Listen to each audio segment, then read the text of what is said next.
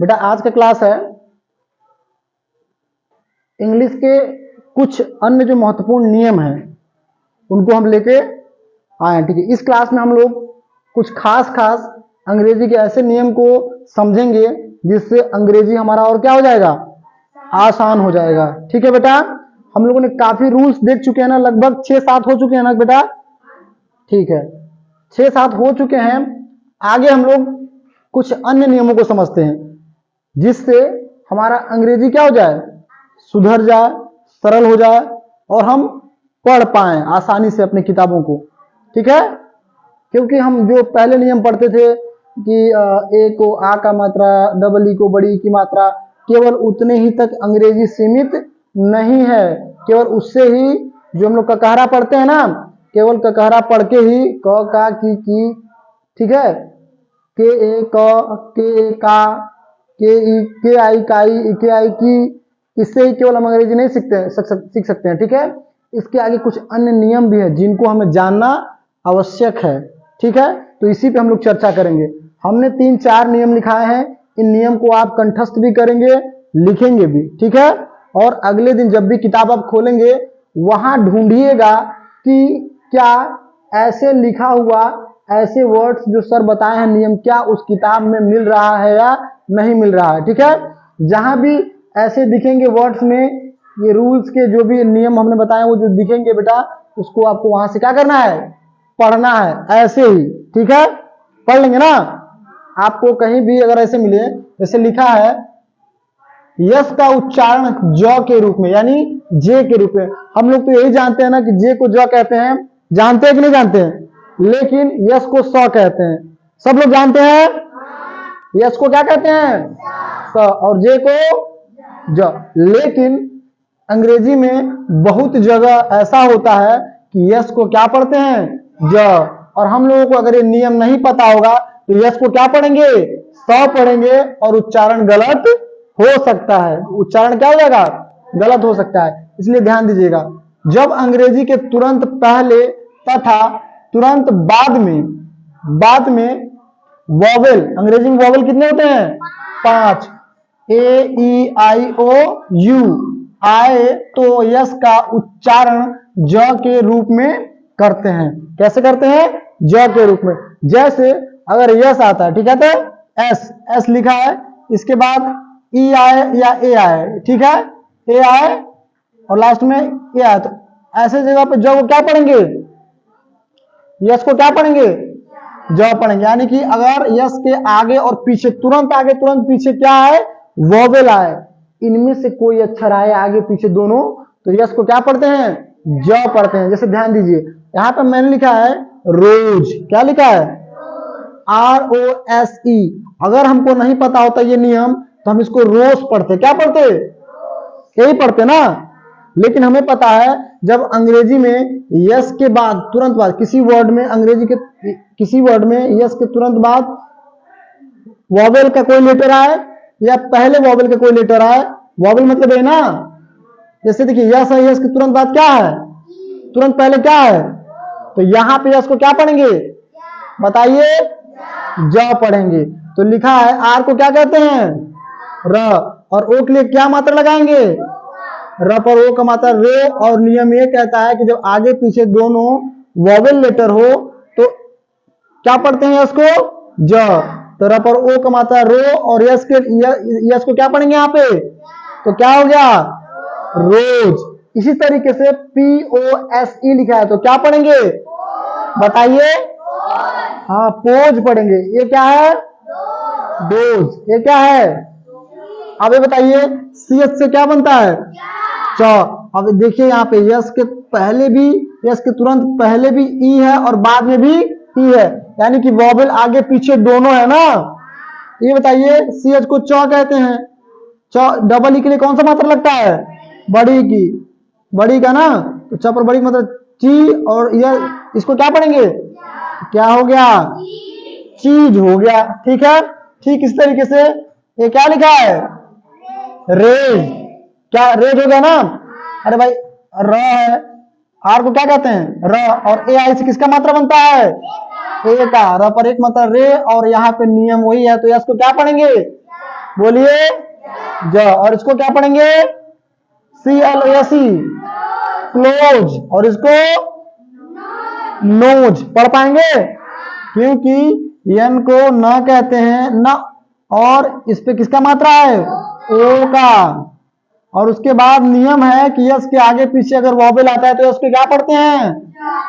अब क्या हो गया? नोज। बताइए आसान है कि नहीं है? उसके बाद इसको पढ़ लेंगे, क्या लिखा है? किसका मात्रा है? डबल ओ किसका मात्रा होता है? ओ का कि बड़ा ओ का? बड़ा ओ का। तो क्या हो गया? बोलिए चूज हुआ ना? हाँ चूज हुआ। क्या हुआ? चूज। और इसको पढ़ेंगे डज। क्या पढ़ेंगे? डज। ठीक है। अब इसके बाद बड़ी कंफ्यूजन होता है कि TIO को क्या पढ़ें, TIO को क्या पढ़ें। तो हमको पढ़ते TO लिखा है। क्या लिखा है? लेकिन TO नहीं लिखा। हम पढ़ेंगे ट पर छोटी मात्रा T और O को तो O पढ़ते हैं, तो क्या हो गया? TO हो गया। क्या हो गया? नहीं, TIO से क्या बनता है? श बनता है। क्या बनता है? TIO से क्या बनता है? बड़ा श। सलजम वाला श होता है ना, वही बनता है। ठीक है। ये बेटा ध्यान दो इधर। ठीक है। क्या हो गया? TIO से क्या बनता है? ट। TIO से श क्या बनता है? जैसे ओ को हम लोग कहते हैं अ, क्या कहते हैं? अ। पी को, पी के लिए आधा प है ना, तो आधा प लिखेंगे। और TIO से क्या बनता है? बताइए श। और उसके बाद यन से, अब बताइए क्या लिखा है? पढ़ के बताइए। ऑप्शन। क्या लिखा है? ऑप्शन हो गया ना। ऐसे ही पढ़ेंगे आगे। ऑप्टियोन नहीं पढ़ेंगे, ऑप्शन। क्या है? अब यहाँ पे देखिए लपरोक मतलब लॉ, और TIO और न क्या हो गया? लोशन हो गया। इसको क्या पढ़ेंगे? ई मो। देखिए ई है तो ई को ई पढ़ेंगे। क्या पढ़ेंगे? ई पढ़ेंगे। और मपरो का मात्रा तो क्या हो गया? मपरो मात्रा। और इसको क्या पढ़ेंगे? और उसके बाद न क्या हो गया? ई है। क्या है? इमोशन है। क्या है? इमोशन। कोई दिक्कत है? आसान है कि नहीं?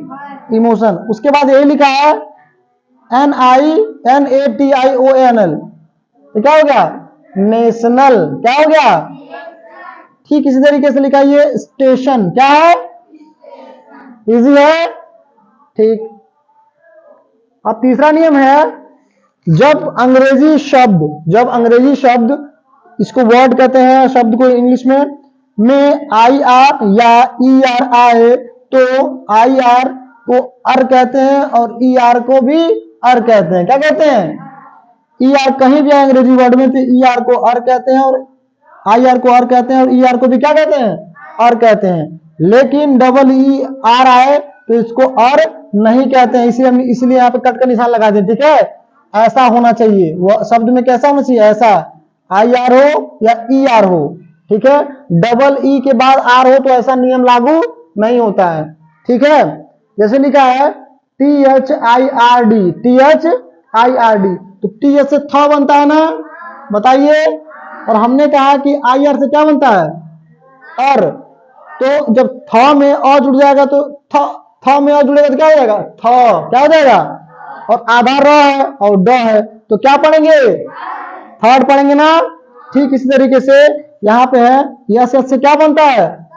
श। और IR से क्या बनता है? अर। और T से तो क्या हो जाएगा? शर्ट। इसी तरीके से हो जाएगा THIRSTY, थर्स्टी। क्या हो जाएगा? FIRST, first. क्या हो जाएगा? फर्स्ट। और FIRM, फर्म। क्या हो जाएगा? अरे भाई F से फ बनता है ना, और IR से क्या बनेगा? अर बना। और उसके बाद M से म, तो क्या हो जाएगा? फ में जब अ जुड़ जाएगा तो क्या हो जाएगा? फ। और आधा र और म क्या हो जाएगा? फर्म। क्या हो जाएगा? फर्म। ठीक है। इसी तरीके से यहाँ पे ई आर को क्या कहते हैं? र। ई आर को र। तो एच को ह कहेंगे और ई आर से क्या बन गया? और। ई आर से अर लिखा है ना यहाँ पे। अब एच को तो हम कहेंगे ह, लेकिन ई आर को क्या कहते हैं? अर कहते हैं। जब ये आधा ह में अ जुड़ेगा तो पूरा हो जाएगा ना, ह पूरा हो गया, और र है तो क्या हो गया? क्या हो गया बोलिए? हर। इसी तरीके से एन ई वी नेव, एन ई वी क्या होता है? और ई आर से क्या होता है? क्या हो गया? तो क्या हो गया? नेबर। बताइए एच ई आर डी है तो एच को क्या कहेंगे? और ई आर से अर, और डी से ड, तो क्या हो गया? हर्ड। ए एफ टी से क्या हो गया? आफ्ट हो गया, और ई आर से तो क्या हो गया? आफ्टर। बी आई जी से बिग हो गया, बी आई जी डबल जी से बिग हो गया, और ई आर से अर, तो क्या हो गया? बिगर। क्या हो गया बेटा? बिगर हो गया। उस तरीके से लिखा है सॉरी ध्यान से देखना। किसी चौथा नियम है कि किसी अंग्रेजी शब्द में अगर कहीं भी आपको टी यू आर ई आए या दिख जाए तो इसका उच्चारण हमेशा चर होता है। टी यू आर से क्या बनता है? चर। टी यू आर ई से क्या बनता है? चर बनता है। कहीं भी अगर आपको दिखे टी यू आर ई एक साथ तो उसको क्या पढ़ेंगे? चर। बाकी शब्दों को जो नियम लिखा देगा उसके हिसाब से ही करेंगे, ठीक है। जैसे लिखा है, हमने पढ़ा है कि प है, क्या है? पहला अक्षर क्या है? प। पी को क्या कहते हैं? प। अब बताइए आई से किसका मात्रा बनता है? आई से ए का मात्रा बनता है। छोटी ई का क्या बनता है? छोटी ई का। ये पी हो गया ना, और सी को क्या कहते हैं? क। आधा क है ना, आधा क है, आधा क लिख देते हैं। और उसके बाद हम बताएं कि टी यू आर से क्या बनता है? अब बताइए पिक और चर क्या हो गया?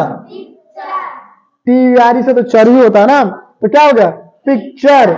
और इसी तरीके से लिखा है एफ ए सी टी से क्या बनेगा? फैक्ट। बोलो।